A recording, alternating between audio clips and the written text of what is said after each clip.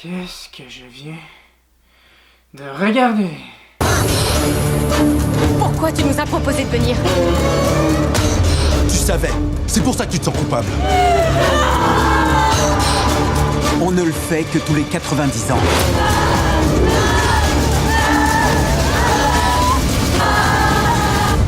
Midsommar. Alors avant toute chose, cette critique, il n'y aura pas vraiment de spoiler. Je trouve que ce serait assez dur de faire une critique avec spoiler de ce film-là. Pour être bien honnête, la fin est assez prévisible. Avant toute chose, on va commencer par un petit résumé du film. En fait, c'est 5 étudiants qui viennent des États-Unis, qui s'en vont en Suède pour un festival qu'ils connaissent pas trop. Il y en a certains qui étudient en psychologie, tout ça, donc ils veulent faire un travail sur ce festival-là, la communauté, tout ça. L'un d'entre eux vient de là-bas, donc c'est lui qui a invité ses amis pour aller là-bas au festival. Mais bien assez vite, ils vont se rendre compte qu'il se passe vraiment des trucs bizarres et même très extrêmes. C'est la première fois que je fais ça pour une critique, mais le film, je l'ai déjà vu depuis plus de 2 semaines environ avec un ami. Pourquoi je la fais juste maintenant? Parce qu'en fait, le film, je savais pas trop quoi dire dessus, en fait. À vrai dire, encore aujourd'hui, je sais pas si je l'ai trouvé bon ou mauvais. Je suis encore très mitigé là-dessus. La dernière fois que ça m'avait fait ça, c'était avec Interstellar, qu'aujourd'hui je considère comme un de mes films préférés. Mais avec Midsommar, je penserais pas que ça arrive. Il y a plusieurs bons côtés, mais il y a plusieurs mauvais côtés. Comme vous pouvez vous en rendre compte, ça fait quand même 2 semaines que je l'ai vu, puis je m'en souviens encore. C'est un film très marquant. Le film est classé horreur, mais je le considérais pas comme horreur. Peut-être un petit peu, c'est plus de l'horreur psychologie, mais c'est pas de l'horreur à jumpscare et tout ça, comme Conjuration, Insidieux, Ouija, tous les derniers films qu'on a vus ces dernières décennies. Ça a vraiment aucun lien, c'est pas de l'horreur facile comme ça avec la jumpscare, avec la musique et tout ça. Midsommar, c'est vraiment pas ça. Moi, je considère plus ça comme un film thriller dramatique en fait. Ce n'est pas un divertissement, c'est vraiment une expérience. Bon, est-ce que c'est bon à prendre ou mauvais à prendre? Je sais pas. Je sais pas encore si j'ai aimé le film ou pas. Ce qui est bon à savoir, c'est que le réalisateur, c'est Ari Aster. C'est son deuxième long métrage. Son premier est sorti l'année dernière, Hérédité, qui avait eu comme tête d'affiche Toni Collette. Contrairement à Hérédité, lui, c'était plus dans le genre horreur, je trouve, Hérédité, que Midsommar. Mais on retrouve quand même plusieurs similitudes, entre autres la réalisation du monsieur. Et également aussi plusieurs thèmes qui se trouvent dans ces deux films. La famille, la dépression, ou la solitude même. Et également les troubles de santé mentale chez ses personnages principaux. Le réalisateur retrouve les mêmes thèmes qu'il avait déjà abordés dans son premier long métrage. Je trouve que ces thèmes sont très bien abordés également dans Midsommar aussi. Les acteurs dans Midsommar, pour vrai, sont vraiment très convaincants. En particulier l'actrice principale qui joue Dani. Florence Pugh est vraiment parfaite dans son rôle. On s'attache à elle, on comprend ses émotions. Elle joue très bien la tristesse, la solitude, le désarroi, le fait qu'elle est perdue, puis qu'elle a un problème en fait là. Pour vrai, ça, elle joue vraiment très bien. C'était la première fois que je la voyais à l'écran et ça m'a donné le goût de voir ses autres films. Elle a été connue à cause du film Macbeth, je crois, en 2016. Et là, l'année prochaine, elle va jouer dans Black Widow avec Scarlett Johansson dans le MCU. Les autres acteurs sont bons, sans être plus transcendants que ça. C'est vraiment Florence Pugh qui porte le film, selon moi. Il y a Jack Reynor que j'ai déjà vu dans d'autres films, Détroit, je crois, et aussi Transformers 4. Il joue bien le gars qui s'en va les couilles en fait, t'sais. Il se voit un peu sympathique au début, on a un peu de l'empathie pour lui, on essaie de le comprendre au début parce qu'il faut savoir qu'il vit, lui puis il joue Christian, c'est le copain de Danny, puis il est allé dans cette relation-là, il a vu mal et tout ça, puis finalement il reste avec parce qu'elle a vécu un drame et tout ça, puis il veut pas l'abandonner, il veut pas qu'elle souffre toute seule. Donc on est des deux bords, puis on comprend chacun des deux personnages. Mais en on se rend compte au fil du récit que c'est juste un gars égoïste qui veut juste sauver sa gueule quasiment. Tout ce qui compte c'est lui. Donc c'est vraiment un gars, je m'en bats les couilles, puis il joue parfaitement bien, mais en même temps c'est pas un rôle très difficile à jouer, je dirais. Sinon, autre acteur, il y a Will Poulter qu'on a vu dans Le Revenant avec Leonardo DiCaprio, qu'on a vu dans la saga Labyrinthe et également dans le film Black Mirror Bandersnatch sur Netflix. Pour moi, c'est mon petit préféré dans le film. Je sais pas pourquoi, je le trouve très drôle. Il joue très bien le gars qui va juste coucher avec des filles, puis qui plus, il est pas timide, puis en tout cas, il est drôle. Je l'ai trouvé drôle. C'est peut-être pour ça que je l'ai aimé dans le film, mais je l'ai trouvé très bon dans le film. Les autres acteurs, en fait, les autres acteurs sont bons, c'est juste que j'ai trouvé ça, par exemple, un peu plate qu'il n'y ait pas de grand, parce que le film c'est comme une secte avec le folklore et Dieu païen et tout ça. La secte, j'ai trouvé ça qu'il n'y ait pas de grand chef de la secte qui soit plus développé que ça, un peu comme dans le film Apostle. Ça, c'est vraiment un côté. Je vais souvent comparer les deux films ensemble parce que c'est deux films avec des sectes que j'ai vus récemment. Personnellement, moi, j'ai préféré Apostle. C'est plus style blockbuster, ça se veut plus action. Il y a plus une histoire qui se développe. Les personnages évoluent aussi, quoique dans Midsommar aussi. Mais j'ai préféré Apostle peut-être parce que je sais pas, il y avait de l'épouvante, il y avait de l'action, il y avait de l'horreur. On s'attachait au personnage, il y avait un but aussi, il y avait vraiment une histoire. Tandis que là, dans Midsommar, il n'y a rien de concret. La secte, on la connaît pas vraiment, c'est juste une espèce de grande famille qui est là. À chaque 90 ans, ils font le Midsommar. Je vais pas vous expliquer ce qu'est le Midsommar pour le spoiler, mais ils font le Midsommar. Puis qu'à 72 ans, ils sont rendus vieux puis ils peuvent mourir. En fait, ils vivent selon un cycle de la vie des saisons, tout ça. Puis rendus à 72 ans, ils peuvent mourir en fait. C'est pas mal juste ça qu'on sait de la secte. Ah, puis qu'il y a un oracle puis un livre. L'oracle, c'est quelqu'un qui est consanguin, en fait, qui est né de l'inceste. Donc, c'est comme ça qu'ils se reproduisent, en fait, dans cette communauté-là. C'est quand il y a des voyageurs, ils couchent avec un voyageur pour faire des enfants. En gros, c'est juste ça qu'on connaît de la secte. Dans Apostle, il y avait vraiment un gros background de la secte avec les trois amis qui ont découvert l'île, qui ont exploité l'île et tout ça, puis qui ont forgé vraiment une secte pour avoir la liberté, pas payer des impôts, pas être sous la dirigeante d'un pays, d'un gouvernement et tout ça. Il y avait vraiment une question d'homme libre. La grande différence entre les deux films, c'est qu'Apostle, il y a du fantastique, puis dans Midsommar, il n'y en a pas du tout. C'est vraiment un côté réaliste, terre-à-terre et tout ça. Justement, en parlant de côté terre-à-terre, Ari Lester, dans ses réalisations, la réalisation est vraiment très bonne. Très différente d'Apostle. Elle se veut plus terre-à-terre, justement, parce que ça se veut comme des longs plans séquences durant tout le film. Pas un long plan séquence comme dans Birdman, par exemple, qui est sorti en 2014, que c'est vraiment un long plan séquence durant tout le film, même s'il y a beaucoup de détails techniques qui nous font à croire que c'est un plan séquence, mais il y a souvent des coupures.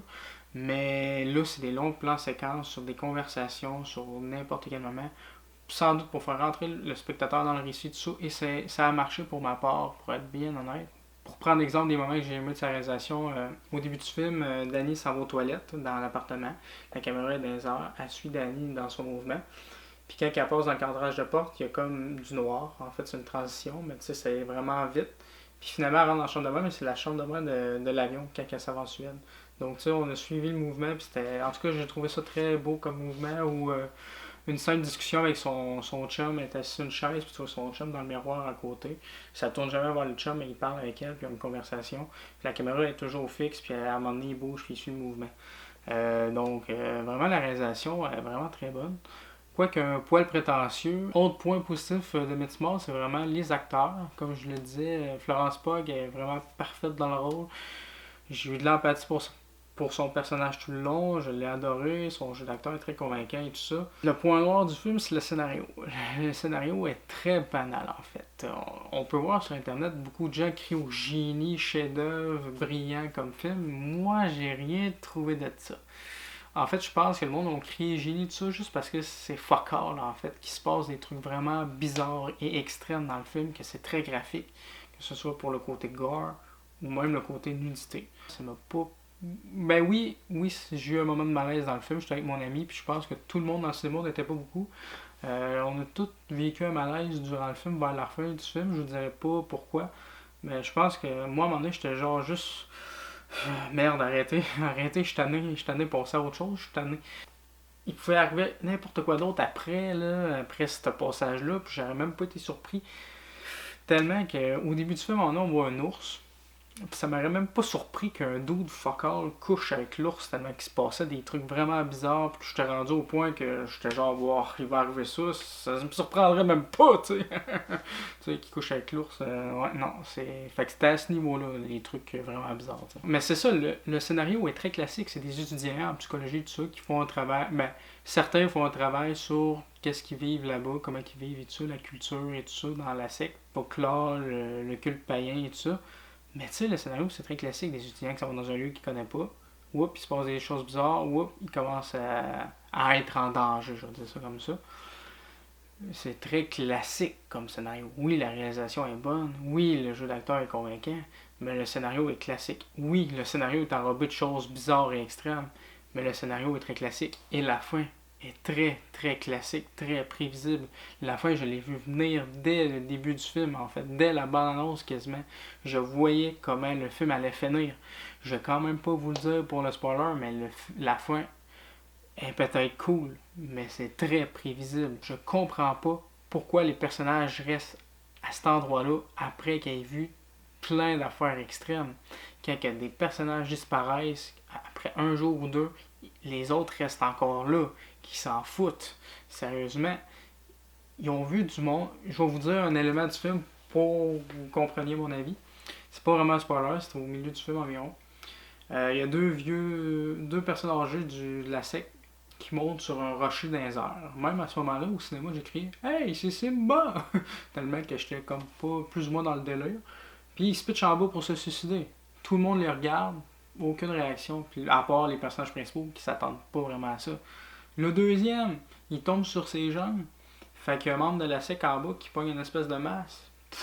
Puis il donne 3 coups d'en face. Je sais pas si vous serez resté là quand même après avoir eu ça, mais moi, personnellement, non. Je connais personne là, à part mon ami qui nous a emmenés là, dans notre ami étudiant. Mais je connais personne, il n'y a pas de téléphone là, rien. On est au milieu de nulle part. Moi, j'aurais calissé mon camp. Mais non, les 4 personnages principaux, ils restent là, puis ouais, on continue notre travail. Tu vois que les gens sont dérangés, tout ça, qui tuent quelqu'un, qui laissent quelqu'un mourir. C'est pas dans ta culture, pas en tout. Moi, non. Moi, je serais pas resté là, Moi, je serais parti au plus sacré. Je pense sérieusement que les réalisateurs, Harry Astor, le réalisateur et scénariste, fumait un peu de la drogue quand il a fait ce film-là, quand il l'a écrit et quand il l'a réalisé. Même en parlant de drogue, il y en a beaucoup dans le film, puis les personnages ont encore de réactions connes. Quand il se passe des trucs bizarres, ils prennent de la drogue que les membres de la secte leur donnent. Ah ouais, vas-y. Surtout que tantôt, j'ai parlé de poils. Là. À un moment donné, il y a un personnage qui trouve un poil pubien dans sa soupe. Continue à manger, c'est pas grave. Ah, il me donne de la drogue, on va y aller. Quand des personnages ont disparu, quand il se passait plein d'affaires, vraiment, le côté négatif du film, c'est vraiment le scénario classique, malgré qu'il y ait un enrobage de trucs originaux, on va dire ça comme ça à cause de la secte. Mais c'est vraiment les réactions connes des personnages, comme dans les films d'horreur classiques. Que, mettons, il y a un tueur, puis qu'elle va monter en haut à la place de sortir de la maison, par une fenêtre ou par une porte. Mais c'est pareil dans ce film-là, pourquoi il reste là? Oui, il n'y a pas vraiment de véhicule et tout ça, mais quand même, moi je resterais pas là. Je peux peut-être comprendre pour le personnage de Danny. Elle a vécu un gros traumatisme que je ne spoilerai pas. Elle a vraiment vécu un gros traumatisme, elle cherche, puis elle a de la misère à vivre un peu. Donc je peux comprendre qu'elle s'attache un peu aux personnes là-bas et tout ça. Mais pour les autres personnages, je comprends moins. Puis même là, Danny, c'est vraiment limite. En reparlant du traumatisme de Danny, je trouve que c'est vraiment... Les 30 premières minutes du film sont vraiment excellentes. Pour vrai, c'était les meilleures minutes du film. Quand ça concerne le passé de Danny, qu'est-ce son traumatisme qu'elle a vécu. Je vous spoilerai pas pour pas vous gâcher la surprise, parce que c'est pas dévoilé dans la bande-annonce, mais c'est vraiment super, c'est vraiment bien mis en scène, c'est vraiment... Ça fait vraiment froid dans le dos pour être honnête. Ça fait vraiment froid dans le dos pour être honnête. C'est vraiment glaçant. C'est vraiment bien joué, bien fait. On voit que le personnage du chum voulait la quitter depuis un bout. Surtout que son ami voulait le convaincre de la quitter. Mais là, avec ça, il reste avec elle et tout ça. Puis tu comprends les deux bords. C'est pour ça au début, tu t'attaches aux deux personnages. Je comprends le côté de Christian qui veut la larguer. Puis qui est comme tanné de cette relation-là. Tout ça. Elle prend trop de son temps. Puis qui est tanné. Mais tu comprends aussi le bord de Danny qu'elle a besoin de lui, puis qu'elle veut faire des choses avec lui, tout ça, mais lui, tu comprends les deux bords jusqu'à un certain point que Christian joue un peu trop les gros connards, puis qu'il sent pas trop les couilles. Mais au début, c'est vraiment bien fait ce côté-là, leur relation et tout ça. Même tout le long du film, leur relation est vraiment bien construite. Mais au début, c'était encore mieux, je trouve. Puis c'était vraiment très bien mis en scène, le drame de Danny, c'était vraiment très super. J'avais jamais vu ça, un truc comme ça, puis c'était vraiment une idée de génie, sérieusement. Après ça, je trouve que le film est juste descendu, puis a remonté vers la fin. Ça a dégringolé, à la fin ça a un peu remonté. Le film est quand même long, hein. Il dit 2h30, puis ils ont coupé 3h, puis sérieusement, il y a des longueurs.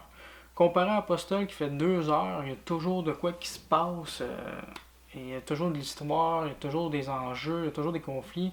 Même dans Postal, il y a une intrigue secondaire avec d'autres personnages, les deux amoureux pis tout. Puis t'es attaché à eux autres. Tandis que dans Midsommar, il n'y a pas vraiment d'intrigue secondaire. Oui, il y a le travail qui fait le personnage de Jack, je pense qu'il s'appelle. Je suis plus trop sûr de son nom. Mais tu sais, c'est pas tant mis en avant, puis tu t'en fous un peu, contrairement à Postal, que t'es vraiment plus attaché à ces personnages-là. C'est vraiment plus centré sur Danny, Christian, leur relation. Puis même là, je dirais plus Danny. Allez le voir, pour vrai, c'est un film au moins à voir une fois dans sa vie, mais je sais même pas si je voudrais le réécouter tellement qu'il est long, tellement que c'est lourd, tellement que c'est pesant, tellement que c'est une expérience unique. Peut-être qu'au deuxième visionnage, je verrai plus de subtilité dans le film. Il y a vraiment des beaux plans, des beaux cadrages et tout ça. Peut-être que je comprendrais mieux certaines choses en revoyant le film, comprendre plus les réactions des personnages que la première fois, mais là, ça me donne pas vraiment envie de le revoir. Contrairement à Postal, je l'ai déjà vu 3-4 fois, je suis toujours dedans, puis je comprends plus de choses, mais dans ce film-là, il est trop long, c'est lourd, vraiment lourd comme film. Faut vraiment que tu sois dans une humeur, que tu te dis, je vais voir 2h30 de lourditude, comme je dirais, dans le film. C'est vraiment... Oui, il y a des petits bouts comiques avec le personnage de Will Poulter, mais c'est pas suffisant. C'est malaisant, c'est lourd. Je sais pas si je le regarderai à nouveau, pour être honnête. En tout cas, pas tout de suite. Pas. S'il sortirait la semaine prochaine en DVD ou sur Internet, je l'écouterais même pas tout de suite. Je pense que j'attendrai au moins 1 an ou 2 pour le réécouter. Coup de génie, coup de maître, pour moi, ça n'a pas si fonctionné que ça. Peut-être que quand je vais le réécouter, je vais changer complètement d'avis, comme j'ai fait avec Interstellar. Mais Interstellar, c'était plus passe-partout, alors que là, c'est pour un public averti. Je sais pas si le film est classé 16 ans et plus, mais il devrait l'être parce que c'est vraiment pas pour les ados ni les enfants. Sérieusement, ce film-là, c'est très graphique, il y a du gore, il y a de la nudité. Du gore, pas tant que ça arrive vers la fin du film, mais quand même, il y en a quand même beaucoup. J'ai déjà vu pire, mais j'ai déjà vu moins pire. Puis comme je disais, il y a une scène que c'est vraiment malaisant, puis que j'étais genre, ça va-tu arrêter à un moment donné? Puis tout le monde dans la salle était malaisé, c'est clair. Je sais pas comment tu peux regarder la salle et dire ah ouais, c'est cool ça. Ouais, c'est relax la vie. Allez voir le film. Vous pouvez me dire ce que vous en pensez dans les commentaires. N'oubliez pas de vous abonner à la chaîne, de commenter, de liker. Un petit pouce bleu, ça fait toujours plaisir. N'hésitez pas à vous dire ce que vous avez aimé dans le film, ce que vous n'avez pas aimé, si vous êtes d'accord avec moi ou si vous ne l'êtes pas du tout aussi. Votre avis compte pour moi, donc j'ai envie de savoir ce que vous en pensez.